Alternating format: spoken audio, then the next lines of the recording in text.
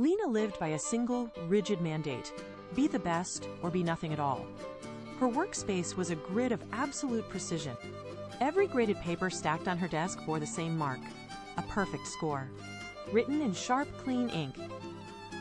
Peers watched from the doorway, keeping their distance, while teachers pointed to her as the standard for everyone else.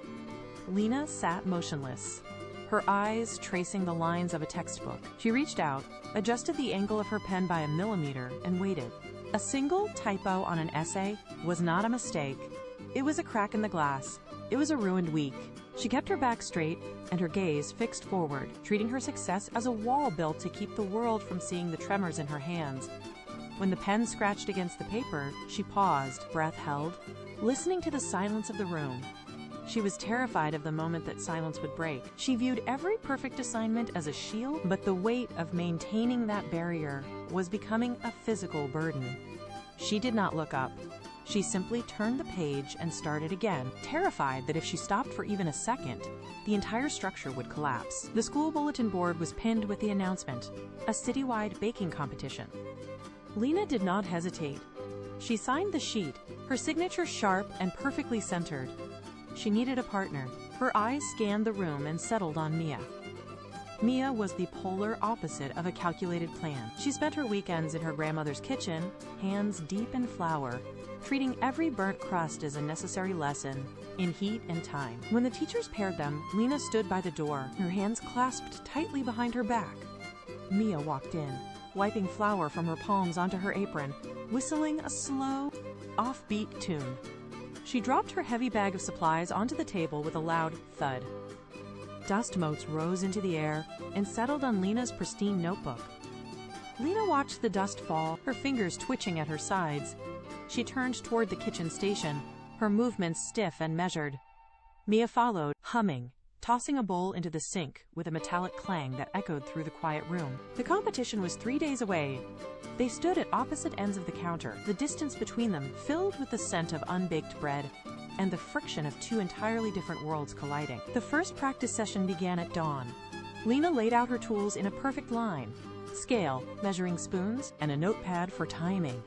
She poured sugar into the scale, adding half-gram increments until the balance tipped exactly to the mark. Beside her, Mia dumped flour into a bowl without checking a measure. She judged the consistency by pressing her palm against the dough, then added a splash of water. Lena watched the movement, her jaw tight. "You are ignoring the ratio," Lena said, pointing to the recipe sheet. Mia shrugged, kneading the mixture with rhythmic, heavy strokes. "The dough feels dry today. It needs more moisture." Lena shook her head and wiped a single speck of flour from the counter. She pulled the bowl toward her, checking the weight again. The numbers did not match her notes.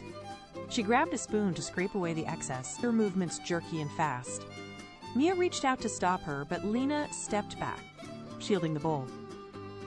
"If the chemistry is wrong, the structure fails," Lena insisted. Mia watched her, hands still covered in dough, and leaned against the counter. She began to hum that same offbeat tune. Lena ignored her, focused entirely on the numbers, her knuckles turning white as she gripped the spoon. The final stage of their cake required a thick, glossy frosting. Lena spread it carefully, her movements precise, but the cake remained too warm. As she pulled the spatula away, the frosting lost its hold. It slid in a slow, heavy sheet, pooling into a thick puddle at the base of the rack. Lena slammed the metal spatula onto the counter. The sound cracked through the room. She began to pace, her boots striking the tiles in sharp, erratic rhythm. Her breath came in short, jagged gasps. She gripped the edge of the counter, her knuckles pressing hard against the laminate. "We are failing," she muttered, her hands shaking so violently she had to clench them into fists. "The entire structure is ruined." She stared at the mess, her shoulders pulled toward her ears. Mia did not look up. She reached for a clean bowl and a fresh whisk. With one fluid motion, she scraped the discarded frosting from the counter and dropped it into the sink. She started whisking a new batch, the metal ringing against the ceramic bowl. "It is just sugar and flour, Lena," Mia said, her voice steady. "The batch is gone. We adjust and try again." Lena stood frozen, her eyes fixed on the empty space where the frosting had been. unable to move until Mia pushed a measuring cup into her line of sight. The competition hall smelled of toasted sugar and scorched butter. 30 stations hummed with the mechanical whine of mixers and the rhythmic clatter of metal bowls hitting stone. Lena stood at their table, her ingredients measured out in small, glass dishes. The official timer clicked into place, and the room surged into motion. Lena and Mia moved with a new, quiet efficiency. Lena handled the dry components, sifting flour through a fine mesh, while Mia managed the temperature of the butter. They did not speak. They did not need to. Lena passed the bowl, Mia whisked, and the batter smoothed into a glossy, pale ribbon. For the first time, Lena's hands did not shake. She watched the oven dial, counting the minutes. The cake rose steadily, the top doming into a perfect, golden curve behind the glass. The scent of vanilla filled their workspace. Lena adjusted the heat, her movements fluid and sure. She looked at the oven, then at the clock, then at Mia. Everything was precisely where it needed to be. The heat radiated from the oven doors, warm and steady against their faces. They stood side by side, watching the cake hit the peak of its rise, the structure holding firm. It was flawless. The timer pinged, a sharp, metallic sound that cut through the kitchen's hum. Lena reached out, her fingers tightening around the metal edges of the tray. She pulled. The heat flared against her palms, and her grip faltered. The tray tilted. Gravity took over. The cake slid from the center, hitting the tiles with a wet, heavy thud that echoed against this sudden drop in ambient noise. A dozen heads turned toward their station. The silence in the room stretched, thick and suffocating. Lena stood motionless, her arms still locked in the shape of holding the tray. She looked down. A heap of crumbs and shattered frosting lay spread across the white floor tiles. Her breathing hitched, shallow and uneven. She took a step back, her heel catching on the edge of the mat. The world narrowed to the mess at her feet. She leaned her shoulders against the cold wall, sliding down until her legs felt numb. The room blurred into a swirl of stainless steel and white light. "It is over," she whispered, the words barely escaping her throat. "We failed."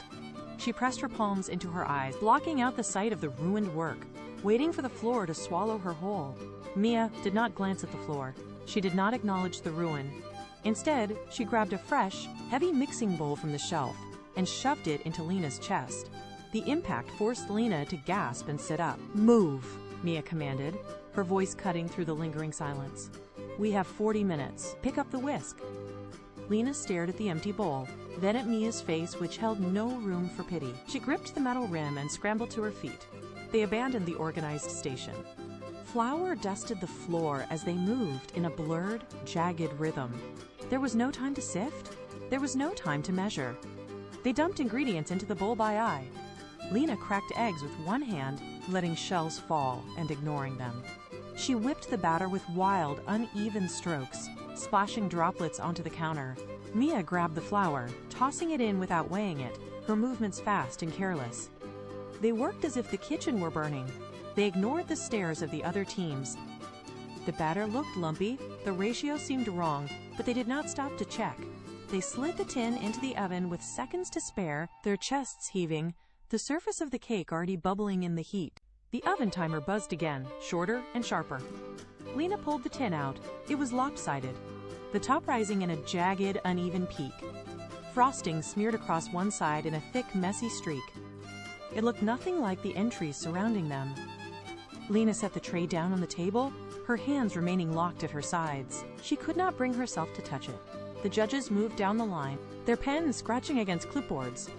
They stopped at every table, inspecting symmetry, color, and finish. When they reached Lena and Mia, the lead judge looked at the cake, then at the empty bowls scattered across the workspace. He did not smile. He picked up a knife, sliced through the center, and lifted a piece. Lena held her breath, her eyes fixed on the judge's face. She expected a critique of the shape or a comment on the messy finish. The judge took a bite. He chewed slowly, his gaze drifting toward the ceiling. The silence in the kitchen seemed to hold its breath. He stopped. He turned back to the table, looked at the cake again, and gave a single, firm nod. A wave of heat rushed through Lena's chest, but it was not the heat of anxiety. It was the sudden, sharp realization that the flavor held its own against the lack of form.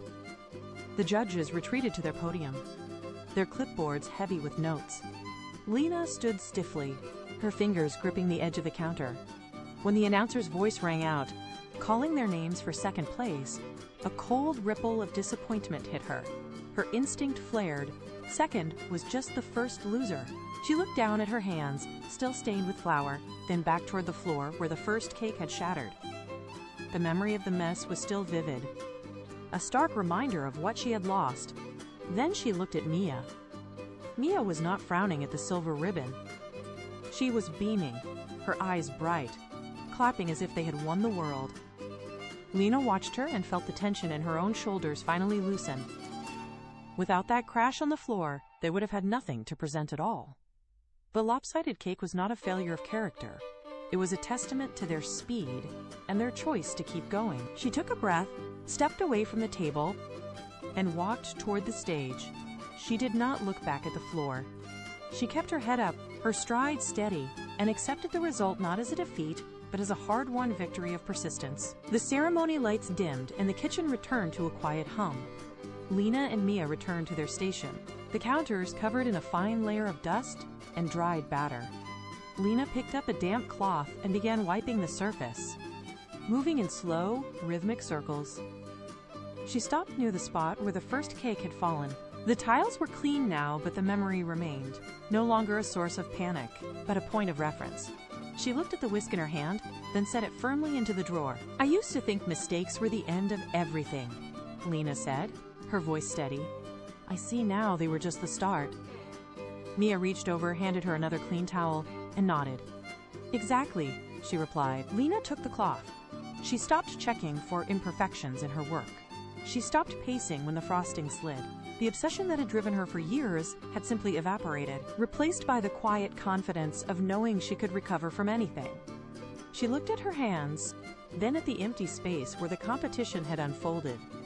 The need to be the best had been replaced by the resolve to be resilient. She turned away from the station, finished with the past, ready to begin again.